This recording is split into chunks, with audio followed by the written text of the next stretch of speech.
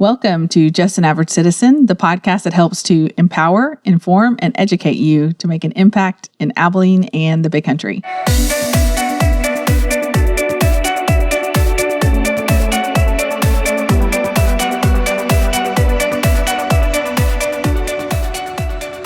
So thank you for joining me for this little outside the box podcast.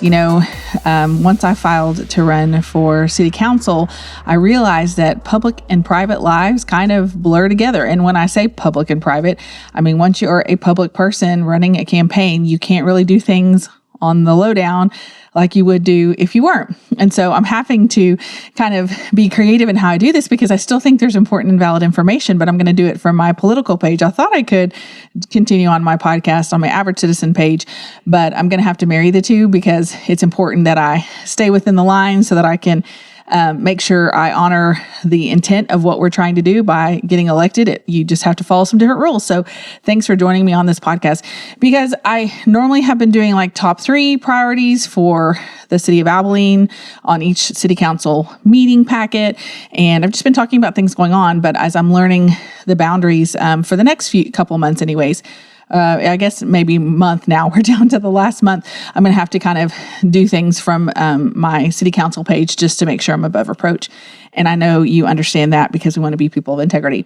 So, but thank you for joining me. I would really appreciate it if you would share this podcast or this link or my city council page with your family and friends, especially who live in Abilene, because I want them to see that I have been a person who has been working hard to understand what's going on and how we can make an impact in a positive way to make our community more like we want.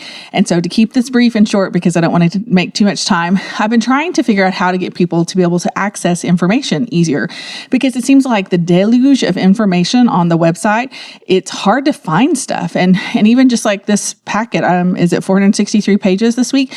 Who has time for that? And so I thought of a really fun way to do that. So if you'll humor me for just a minute, I just wanted to show you, I think this is where it's at, that this 463 pages, it's got a lot of information and it's got the actual contracts and the resolutions and the ordinances and all the things written in it. Now, a lot of the stuff is not filled in because they don't fill it in until actually sign it, which I think is kind of problematic because you don't get to see the details, especially when I come to the last top 3. So I am doing a top 3, but kind of different. And I'm not doing it from 3 to 2 to 1. I'm just going to start with the order.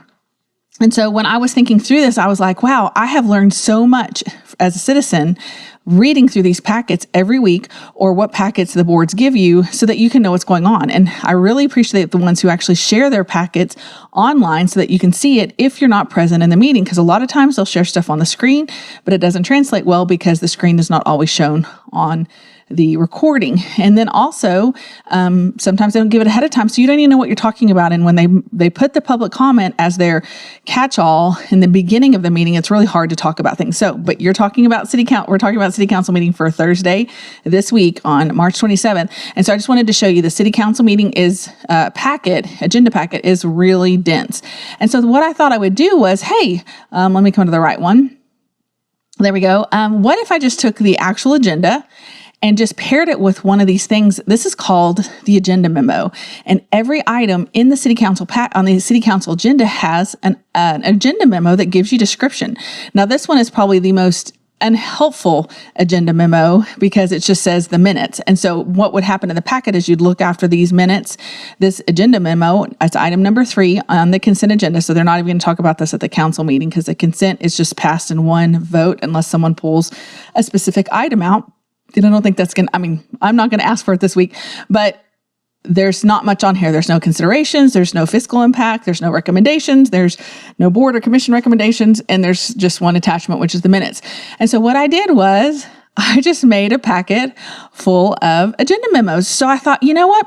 Let's see if we can cut this down. And I thought 47 pages, that's not terrible compared to 63 or 463. But then I wanted you to see it's really not even 47 pages because each agenda memo has a second page that gives you just all the attachments that you can look at that most people do not have the capacity to read or understand right now. And so I thought, let's make it even easier. So I took out the second pages that just told you attachments for the most part. And I clicked the wrong button. I clicked the wrong button. And now we're down to 30 pages. You can look over 30 pages, right? And we're not talking about like book 30 pages. We're talking about information. Now, I will say, if you can learn to see what a resolution is, if you can see what an ordinance is, those are two different vehicles that they use a lot of times to get through a lot of different city things. Resolutions are just kind of, this is what we're approving to do. Ordinances are enforceable typically through laws, through the police, or the city can enforce it, codes and stuff like that. And then we come here and look, agenda memo number 1, which is actually item number 3. And then we have a resolution number 4. And so it's just, there are, I didn't even look to see how many agenda items are on here. There are 24, so that we have 24 front pages, and I threw a couple bonuses in. So if you look through these pages, because I'm going to attach them so that you can see them, you can look through and see, hey, is this easier to read? And I want to see if you can find the important attachment that I'm going to talk about through the pages. So this is just helpful. So like, for example, let's see here. We'll go to, I thought this, oh my goodness, let me see here, which one it was. There are, I think it's item number 6. I just passed it. So what I thought good was number 6. This is approving a contract with the Air Solutions Air Carry Service. And they're having some HVAC problems because they've waited 18 years on some of these HVACs and they're not handling it well. So they have to maintain the fact that they have to make them work. They have to work on these. They have to work in the buildings because it's really not a good work environment and it can cause problems. So they're decided that they're just going to hire a contract or create a contract with this HVAC system or this company who will make repairs. And so what they did was they decided that they were going to, anything over $50,000, the council has to approve that the city spends. And so the general information is saying, hey, our units are old, they're at end of life, we've got to do something about it because we're having so many calls on these, it's taking our staff so long, so we're going to hire outside contractors to come in and help relieve this problem. And so there was 2 numbers in here I wanted to point out. So here it says funding and fiscal impact. So that it will not exceed $300,000 for each annual contract. So they're like $50,000. There we go. I'm trying to remember where it was. Isn't it funny how and it might have been on the presentation slide, which is another attachment, but they're not going to spend more than $300,000 on their annual contract every year fixing the HVAC systems. And so it doesn't tell you where it's coming from. So it's not from the general fund, or is it from facilities? Like, it doesn't give you that information on here. And that's some of the problem, is we don't know where the funding is coming from. And that's where that transparency, if you watched the Taylor County Republican Forum, that's one of the transparent issues I would really like knowing, that we're consistently, when I go to the funding fiscal impact, I see exactly where it's coming from and it was budgeted or wasn't budgeted. Now, sometimes that information there, but on this one, it is not. So that's just an example of how to read these agenda memos. But seriously, if you want to know what's going on, they by law have to tell you what's going on. And these are things that I think that we can do 30 pages every 2 weeks, right? And it takes a little time, but maybe if you could just get through 2 pages and, grow up, increase your number each week. So the one I did want to talk to, I think that is one of our top 3, is this one, particularly on this page. It's an agreement with the Reality Group regarding negotiations on a lease agreement with Chick-fil-A. And I think this is important. And the problem is these agenda memos are in isolation, so you don't always know what's come before, what's come after. But as I've done this for a couple of years and I've started to pay attention, I'm starting to get the puzzle pieces so that I'm starting to see a bigger picture. And that is super helpful. Not because necessarily one has helped me understand it, but it's because I've paid attention and I've started to see the flow of things that I know what I know. So, for example, this is an interesting one. There's no funding or fiscal impact, which I think is interesting because I'll tell you why. The staff recommends it and to go with this realty group. So what they're going to have to do is pay 4% realty fee for the lease of Chick-fil-A through that park land that's been leased to Chick-fil-A for, I think they have a deal for 15 years, but it could go up to even more, 40 years. And so what's interesting about this is they made an agreement with Chick-fil-A, to my knowledge, from what I can piecemeal together because I don't get that information directly, is that they're going to charge $125,000 for lease on this property. And this company wants commission on it, which is totally acceptable. However, they're going to pay they're going to pay half up front, which is 41 and a half, I believe, up front, and then they're going to pay the other half when they open up and start paying monthly rent. So this is interesting. So this is basically going to wash out the first month's rent, which, from my understanding, $125,000 is about $10,000 a month. It's not terrible rent. The city's making good on the rent. The problem is if you don't know the other information, you can be a little confused as to what's going on. But now we've got commission on the lease that Chick-fil-A is going to move into this land. And that's something I think that's important to pay attention to, because there's a lot of things going on, because they did make an economic, I believe it's called a Chapter 380 agreement. They don't have to disclose everything in real time. And so it's hard to find out what's going on. And that's where the transparency comes in. There has been some information given, but they don't write it down for legal reasons. And it makes it really hard to track it. But I'm trying my best. And hopefully you're finding out things that matter to you, that help you understand what's going on, so you can see and go, oh yeah, that's Chick-fil-A going on there. I remember when they talked about that in a council meeting, or I remember when Tammy told me about it. Now, the last things I want to talk to you are going to happen after regular agenda. And I find it interesting because most people stick around for the first part, but they can't typically wait through the whole meeting because it's long. A lot of times they're 2 hours long, and a lot of people work and have other things going on. And so it's hard. And I'm thankful I have some flexibility that I'm able to go.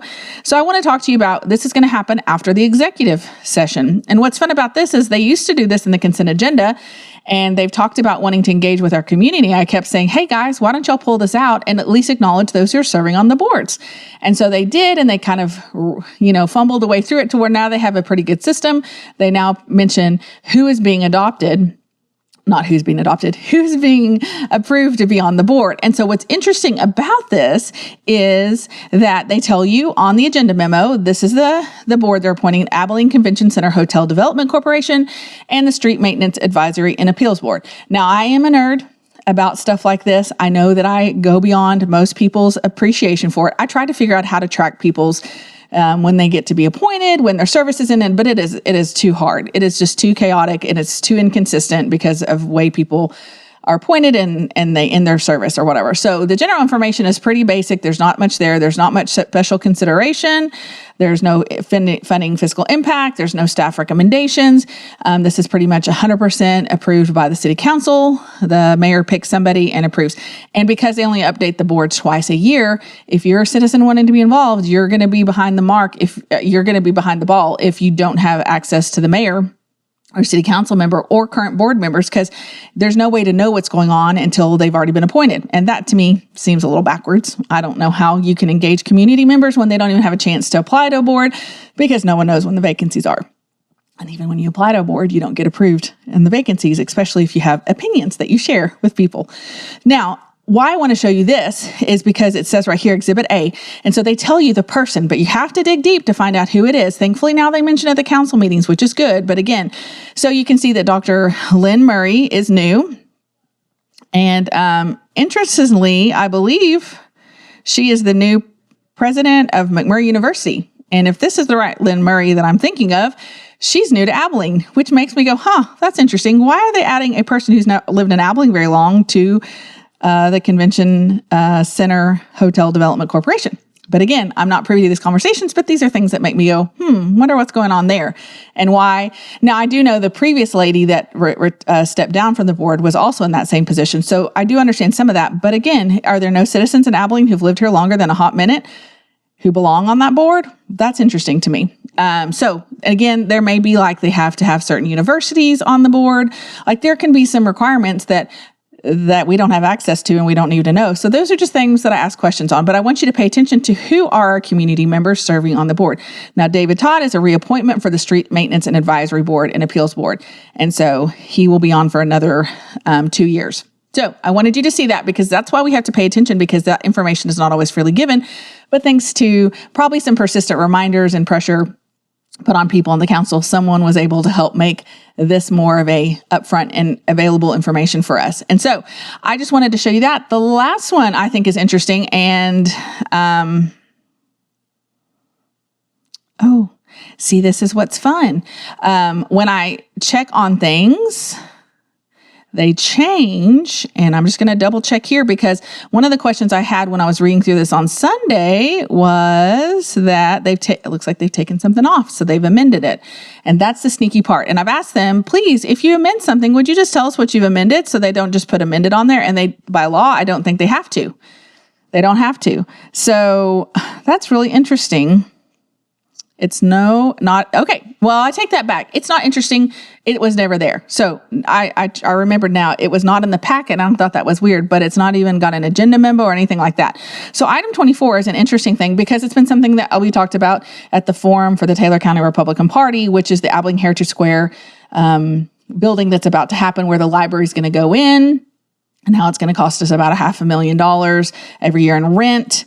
And on number 24, if you look at the agenda, that's what I can show you so that you can at least know what I'm talking about.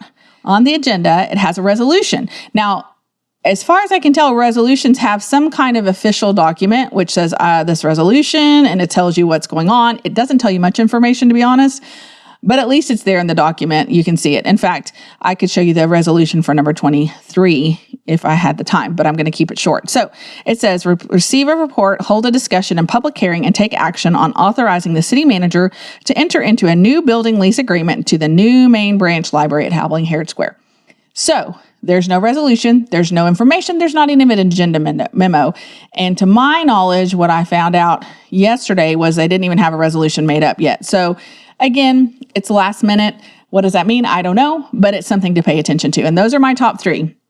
The Chick-fil-A lease that is not going to be talked about, the commission, the who they're hiring or who they're appointing to boards, and then also this new lease agreement and the details. So I would encourage you to make sure if you can attend the meeting on Thursday at 8:30, or watch it online live, then I would go back and make sure you get to the end. You should be able to, if I show you this, like I said, I wanted to keep this short, but when have I ever done that?